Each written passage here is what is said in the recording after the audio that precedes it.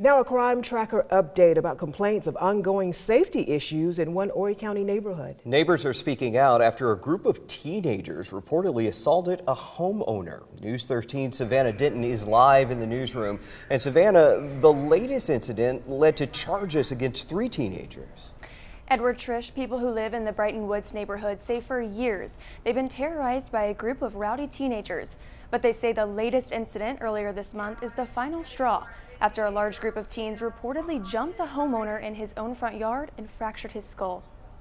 We have to sit here and just suffer constantly what these kids want to do day in and day out without thinking about the repercussions and how it affects everyone. Video taken on the day of the incident shows a group of 6 to 10 teenagers yelling and running up and down a usually quiet street. Horry County police reports show the trouble started the afternoon of May 11th when Michael Steffens say he saw the group of kids outside and told them to leave. Ring camera footage shows a verbal altercation taking place for around a minute.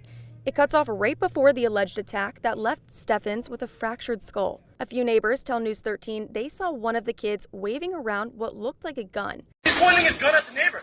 This is when neighbor Andy Kingsley took matters into his own hands, chasing the teenagers as they ran away. What I was hoping the whole time out there was like I could just maybe get to these kids and get them to really understand I shouldn't be doing this anymore. You know, when you have a guy in a wheelchair that has to come and chase you down, is that a point where you start reflecting your choices in life? Kingsley says when he caught up to the teenagers, he asked them to hand over the weapon if they had one.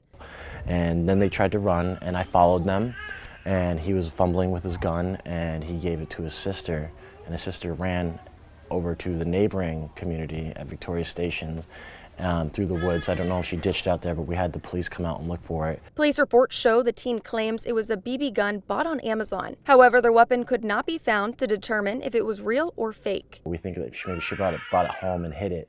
But the boys that had the gun, I eventually had stopped them and they talked to me.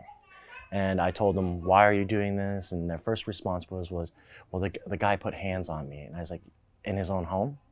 You went to his home. What are you doing? Kingsley says he wants other communities to be aware of situations like this. I don't want anyone to feel unsafe in their neighborhood. I don't want anyone to feel unsafe, let alone in their home. We'll be in court on June 6th. Live in the newsroom, Savannah Denton, News 13.